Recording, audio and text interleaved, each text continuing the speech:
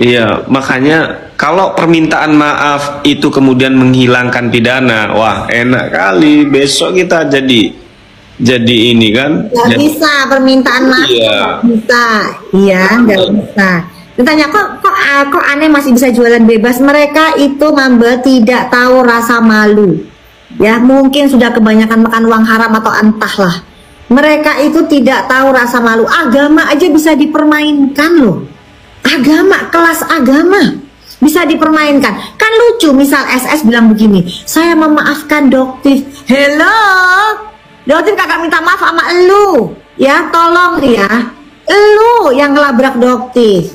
Kok bisa-bisanya memaafkan Doktif tapi kelakuannya dia nyuruh upik abunya, atau si Panda untuk menyerang Doktif karena udah kehabisan bahan mereka. Tuh, mau menyerang Doktif apa? Dibilang sindikat. Mulutnya SS berkata bahwa Doktif pemeras. Itu jelas pencemaran nama baik. Itu pun sudah Doktif laporkan. Tunggu aja pemanggilannya. Kemarin tuh datang ke Polda buat apa? Buat ngedatengin itu. Sebentar lagi kena semua. Nggak akan bisa mereka buktikan. Mana pemerasannya? Nggak bisa. Tapi mereka itu ditumbalkan oleh owner setingkat. Amin amin, mudah-mudahan. Tunggu waktunya aja. Mereka yang akan nangis nanti di situ. Minta maaf ke Doktif. Sorry, nggak bisa. Apa yang kamu lakukan selama ini kamu tanggung jawab ke masyarakat. Berapa triliun dari Januari sampai Agustus Doktif hitung omsetnya 1T hanya untuk satu owner skincare, guys.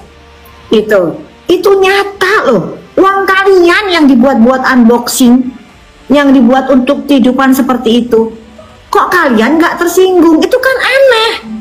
Kok kalian produk-produk yang kalian beli itu jelas-jelas overclaim, kok kalian masih aja mau percaya sama orang-orang kayak begitu? Kan lucu ya kan? Itu. Tuh. Makanya dengan pengakuan dia, saya bikin VT kemarin. Dengan pengakuan itu kan jadi sempurna. Ini jadi bukti bahwa memang produknya overclaim, nggak terbantahkan pengakuannya itu. Coba dong bestinya Pak Gatot, Bang Uya Kuya. Dia kan pernah ngomong tuh, pernah ngomong bahwa kalau misalnya ada kejahatan, tolong lapor. Nih Pak, nih, bukan kita yang lapor, ini orangnya sendiri yang mengaku bahwa produknya ini overclaim, dan Pak Taruna menyebutkan sendiri bahwa overclaim itu adalah satu kejahatan, ya melanggar Undang-Undang Perlindungan Konsumen dan Kesehatan. Ini loh diproses Pak, diproses kan Bapak punya kuasa, punya kekuatan, proses dong. Yang sudah ngaku-ngaku minta maaf itu proses, termasuk yang white potato itu. Itu proses kan sudah jelas itu. Jelas bener, gak berani lagi. Bang Uya Kuya, coba deh kapan-kapan kalau ketemu, kenapa Bang Uya Kuya nggak berani ya sama DRL ya, nggak berani sama SS ya? Itu udah jelas salah loh. Kenapa? Apakah karena SS juga anggota Puan? Karena itu kan sesama yang kemarin yang nyerang Doktif, dia nggak setuju Doktif pakai topeng, itu ternyata kan anggota PAN juga. Oh. Iya, jadi Doktif ngelihat, oh ternyata ada pesanan juga ya ini kayaknya ya. Oh ternyata setelah diselidikin orang PAN juga, pantas satu grup juga ternyata. Gitu. Aduh, benar-benar ya. Sebentar, ini Bujur lagi masuk, biarin aja, seneng kalau Bujur masuk. Dari tadi masuk, tapi gini. Algoritmanya Pak Gatot jadi naik, bagus. Tapi gini loh, Bang Gatot, tragedi Doktif ini mengingatkan saya ke kasus Freddy Pratama. Ingat nggak dulu meyakinkan publik bahwasannya dia bandar narkoboy? Oh iya. Ya, ini sama ini nanti ujung ceritanya ini. Iya, betul. Iya. Sulit Dok, sulit meyakinkan lalat bahwasannya itu bangkai, itu sulit Dok. Iya bener ya, karena lalat Sabar, Dok. sama buzzer itu juga Sabar, bangkai Dok. juga, sama bangkai. Susah. Tapi bagus naikin algoritma kita. Jadi kalau buzzer yang pinter dia nggak akan komen. Ini buzzernya pada SDM-nya rendah semua. Dia menaikkan algoritma kita. Kalau bujur gak komen nggak dibayar Mbak. Makanya mereka komen per kata teman-teman, per 20 komen 5.000. Masa udah malu lah ya Doktif, sekelas DPR udah tahu buzzer-buzzernya ya. Kan harusnya malu bener ya. Kok masih diterusin kontraknya ya? Bener. Lucu ya emang ya, ngeri-ngeri sedap emang ya. 5.000. Di tempatku udah buka, di Mbak belum ya? Jakarta belum. Belum. Buka. Belum. Makanya teman-teman yang hadir ini, kalau nanya, jangan hanya nanya kapan ini tersangka, jangan, lakukan gerakan. Ayo kita lakukan gerakan bareng. Ini salah satu bentuk effort juga teman-teman. Jangan hanya doktif ya yang dijadikan tameng saja. Kita juga harus support ya. Kita harus juga support gitu loh. Makanya besok kita akan terlihat ya. Besok kita bikin VT gerakan bareng Save Doktif ya, Save Doktif, Save Pahlawan Skincare bareng. Kita akan tahu seberapa banyak si masyarakat ini yang membela kebenaran, seberapa banyak masyarakat ini yang memang mau skincare ini ya sehat, tidak dikuasai oleh mafia-mafia skincare. Besok ya kita nanti bikin VT bareng. Iya, amin. Thank you, makasih. Yang penting jangan merepotkan kalian. Itu nggak mau. Dotif selalu bilang begini, biarkan Dotif yang pasang badan. Yang penting kalian semua nggak ikut-ikutan gitu. Karena memang kan mentalnya beda-beda. Kalau Dotif mah mentalnya kan orang Surabaya ya. Aja gitu. Di bencana aja yang orang pada kabur Dotif datengin. Siapa itu? Iya dong, 3 hari udah ada yang kasih bantuan makanan nih dok. Kita ke sana. Tapi nanti resikonya nggak balik lagi ya, udah waktunya mau berangkat aja. Juga kematian tuh nggak bisa maju, nggak bisa mundur. Gitu. Itulah ya. Jadi kalau yang tahu Doktif bareng itu apa namanya, ketar-ketir. Ayo mbak, jangan mbak. Wah wes sudah wes nggak bisa dilarang. Iya, saya takut tuh malah yang nemenin itu makanya. Dok, izin Pak Gatot juga dok, itu coba besok kan ada yang dipanggil lagi, coba sebagai warga negara Republik Indonesia jangan mangkir dok, dia udah janji mau datang besok tanggal 19 dok. Siapa yang jangan diomongin dok. Yang siapa? Soalnya kan mereka banyak laporan, banyak dipanggil mereka. Yang mana? Siapa namanya? Apa? Besok. Pura-pura nggak inget dok, udah dibikin snap sama dia. Saya kan warga negara Indonesia yang baik, harus kooperatif. Kalau besok nggak datang ya naik di video saya. Siapa? Omong aja langsung siapa? Nggak apa-apa, ini bukan pencemaran nama baik kalau persoalan. Nggak masalah. Takut. Sudah. Baca tappingan aja, netizen udah pinter sekarang. Nggak tahu, masyarakat pada tahu nggak ini? Siapa? Nggak tahu. Masyarakat pada nggak tahu tuh. Yang kamu udah nggak tahu. Buka ya. Yang komen itu juga nggak tahu. Ya, begitulah. Tapi emang film Doktif ini kayak tersanjung ya, nggak ada habis-habisnya ya. Ada terus yang senggol. Dotif pikir tuh si AS udah tobat, karena kan Dotif pegang dia tuh. Dotif tuh kalau harusnya dari awal. Kalau dari awal dia kena tuh 12 tahun, mungkin sekarang dia udah diangkut, udah masuk.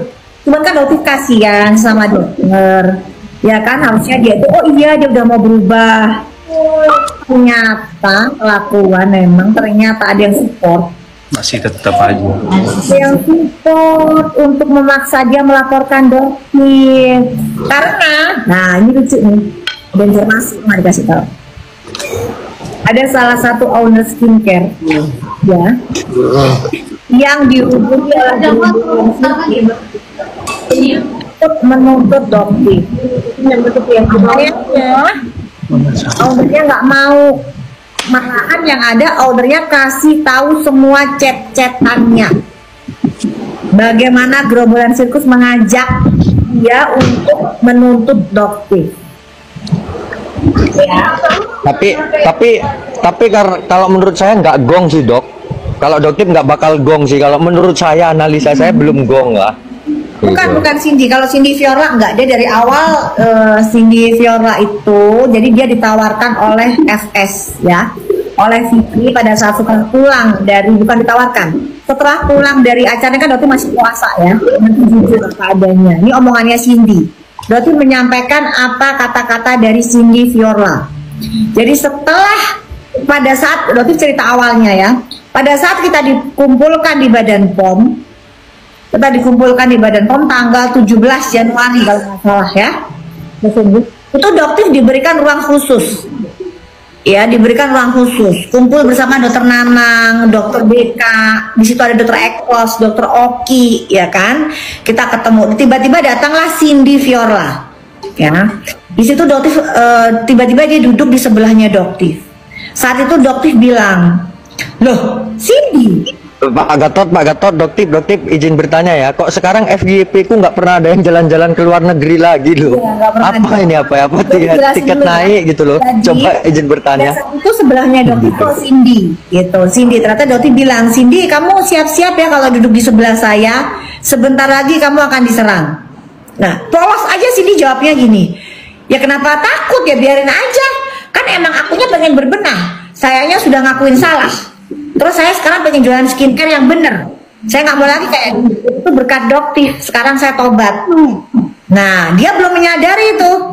Nah, selanjutnya kita datanglah kumpul di acara Badan POM tersebut dimulai. Setelah Badan POM selesai acara kelar, kita kembali lagi ke ruangan karantina itu. Kita masih ngobrol-ngobrol karena Badan POM meminta Doktif dan beberapa teman untuk membuat video singkat.